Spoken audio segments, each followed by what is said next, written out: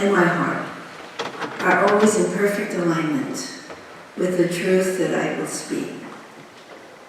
According to Unity, each of us has been gifted with a power that is beyond measure, an incredible power that makes our existential life, or the relative plane, the life that we live outside here, better. It actually makes it stronger and better, this power that we have been given. And last week in the metaphysics class, we talked about the fact that our soul is pivotal, which means that our soul pivots out into the existential plane, and our soul pivots in to the relative plane, to that place where the kingdom of God dwells, to that place where the light is, to that place where God within us shines forth. And we have been given the power of choice, so we get to choose how long or how much we pivot out and how much we pivot in. But we have the right and the choice to do that. And of course, if we choose to spend most of our time pivoting out to the impermanence of the world, to the place where everything changes and nothing is reliable and you really can't trust anything to last for very long, then that's your choice. But if you choose to pivot into the place that is changeless and perfect and permanent, that helps you and strengthens you in the outer experience of change and permanence. In his book, Lessons on Truth, Charles Fillmore, of course, is a co-founder of Unity, and he says, ideas swing in and swing out. An idea that swings in has a mission. It is of spirit and has power to do far beyond any idea that swings out and dissipates. Its forces. So he's saying that the ideas that swing out dissipate their forces, but the ideas that swing in strengthen the forces and make you unlimited. And then he goes on to say, on the inner side, ideas behold a great wisdom and attach themselves to it. So think of that. Your ideas, as you pivot in, attach themselves to wisdom. And they take on the unlimited. So it's pivoting in to the ideas that pivot in are the ones that take on the unlimited. They are the ones that create miracles in your life. Not the ones that pivot out.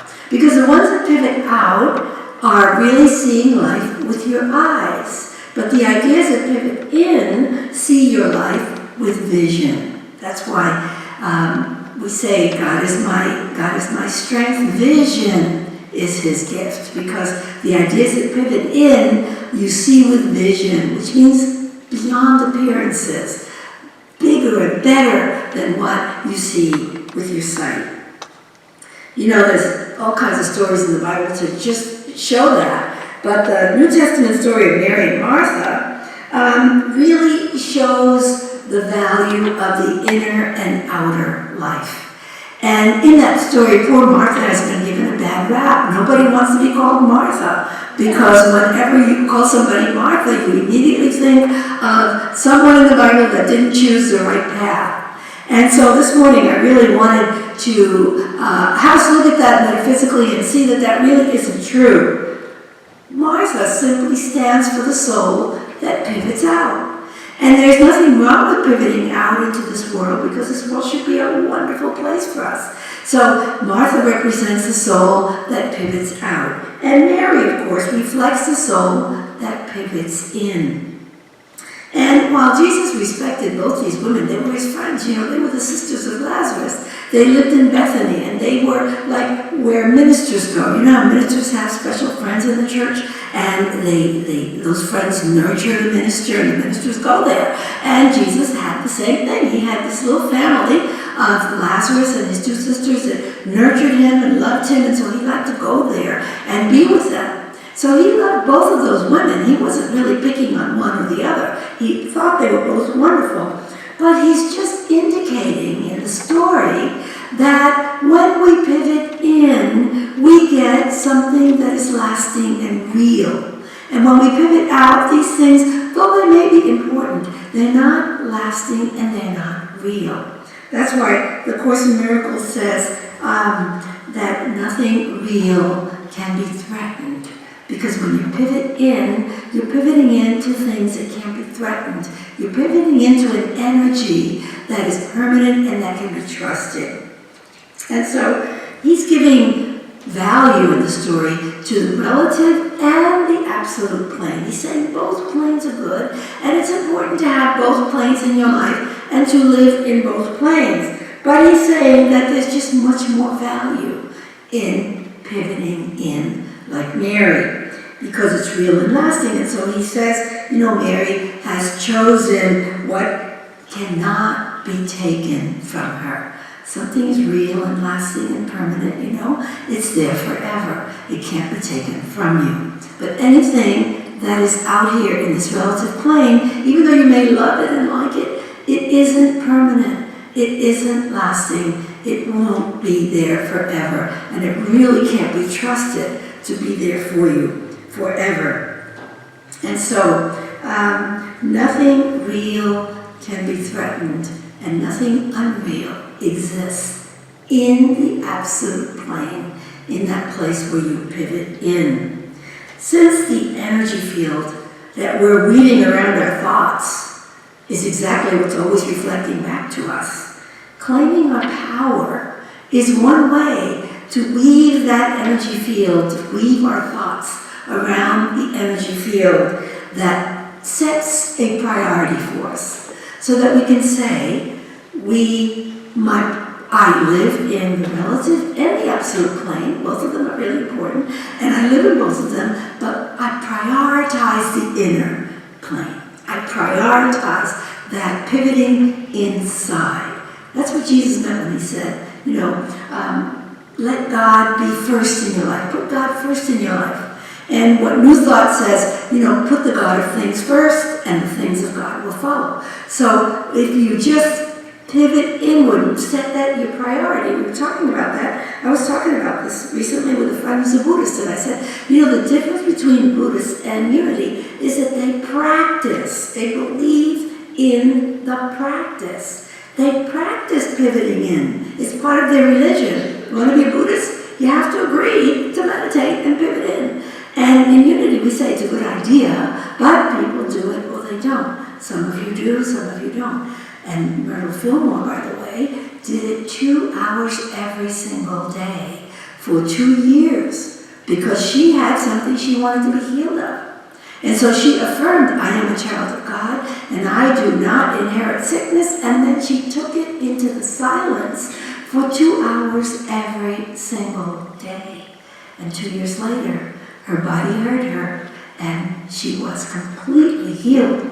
And that is the only reason you're sitting here today, because it was her healing that started the unity movement from 6 people sitting in her living room to 220,000 people by 1948. So in 1889, there were 6 people sitting in her living room and knowing with her, you are a child of God. You do not inherit sickness. She was knowing it for herself. I am a child of God. I do not inherit sickness. And they sat in the silence. In fact, Charles Fillmore, if you wanted to be a member of this thing called Silent Unity, which it wasn't called that then, but the Society of Prayer, I think, if you wanted to be a member of that, you had to agree to sit in the silence a minimum of an hour every day. And you even had to sign an affidavit that you did it. So anybody who didn't wasn't allowed to be part of that. And just think, in spite of all of that, by 1948 they had 220,000 people around the globe who were belonging to unity. But it all started because this woman, Myrtle Fillmore, was healed of an incurable disease. It was the cancer of her day. And she was completely healed of it. But she had to pivot in a lot for that to happen. And she was willing to do it. And she was willing to claim her power and make pivoting in her priority. Make it part of her practice. Now you remember the song, I used to love the song. I used to love Tom Jones, remember him? And he used to sing, why, Delilah, remember that? That song, the words of that song, really, the meaning is found in an Old Testament story about a guy named Samson and this sexy siren called Delilah who brought him down. And so I like to share that story with you today because it makes a lot of sense to what I'm saying. According to the story, Samson was a Hebrew soldier who did a lot of pivoting in. And his life was really based on more pivoting in than pivoting out. And pivoting in made him so powerful and so strong and such an incredible soldier that he could practically win a battle on his own. And the Philistines were the neighbors that were always attacking. You know, the story of the Hebrew people begins with the Exodus, and then they end up going to the Promised Land, and then it's one battle after another to hold on to the Promised Land. And one of the enemies were called the Philistines, and so because they're moving into their Promised Land, meant going into lands of other people. And so some of these people they had to have wars with, others let them in. And the Philistines were a warring kind of group, and they weren't going to let the Israelites have any footage in there, and so there was war. But they had Samson. And Samson was so powerful that they just won every war with Samson because he was not only strong but intelligent and was a great strategist and he could figure out how to do it. And there was no one in the Philistine army that could even come close to him. Why? Because he had this power beyond measure that he got from constantly pivoting in. And so they got together, the Philistines. You just imagine all the main soldiers and the big generals, and they're having this big conference. How do we figure out how to bring him down? Where is his power? How could anybody be that powerful? See, metaphysically, the story is telling us that when you pivot in, you become powerful. You become so powerful that people wonder, how does he or she get that kind of power? Why did that happen? So they figure, well, he's a man. I think we could do it if we find a gorgeous enough woman to entice him. So they find this beautiful, sexy little chick called Delilah. And they tell her, your job is to find out where his power is, so we can bring him down. Otherwise, he's going to destroy our entire army. He's already killed so many soldiers, we hardly have an army left. And so she gets close to him, and they become closer and closer and closer. And can't you just hear it now? Can't you just see her saying to him, if you really love me, you'll tell me where your strength is. Because she had asked him many times, and he had said, no, I cannot tell that. And of course, he was going against his Hebrew thing, which they weren't supposed to mix with the other army, and they weren't supposed to mix with other nations. They were supposed to remain pure. And so he's breaking all kinds of rules, and in the process of all that, he started pivoting out a lot. He's not pivoting in much anymore. Now he's caught up in the world of the senses, in the world of humanness and so on and so forth, and he forgets to pivot in. Had he continued to pivot in, he would have never given up he would have never told the secret. But he was just so busy out here, living out here, and never going in to connect with his source, that one night he said, well, okay, I'll tell you, it's a secret. You don't tell anybody. Of course I won't tell anybody. It's between you and me. After all, we love each other. And he said, it's in my hair. He had long, beautiful hair. He believed that his strength was in his hair. And so, guess what? As soon as he fell sound asleep, she cut his hair off. And when he woke up, he had no power. The power was all gone. And so, of course, they grabbed him and they put him in jail and they sentenced him to death and they threw him in this dungeon, and there he was. But they kept him there so long that his hair started growing back. And when it finally grew back completely, he was able, they still killed him, but he was able to destroy the temple and take a few of them with him. But the point, the moral of the story is when we forget to pivot in, we are vulnerable to the evil deeds of anybody, people around us. We're vulnerable to the dark forces that want to bring us down. But as long as we're pivoting in, we are strong, we are powerful. And it doesn't really matter what people say about you or do to you, because you have this little bubble of light around you, and they can't hurt you, even though they may try. They cannot hurt you, because you are protected, you are strong. And so, the source of the power is always in us. And it doesn't matter if what name you want to give it. Remember that a rose by any other name smells as sweet, so you want to call it hair, or you want to call it God, or you want to call it my source, or you want to call it spirit, or you want to call it Jesus. Give it a name, it doesn't matter. There is a power in you that is so strong that if you connect to it, if you pivot to it regularly, it doesn't mean that you have to live there all the time, because if you live there all the time, you don't need a body. But you live, you make it, you prioritize going in and make sure that that becomes part of your life. And if you do that, incredible things happen for you. So the metaphysical meaning of the story is simple. If you pivot in, your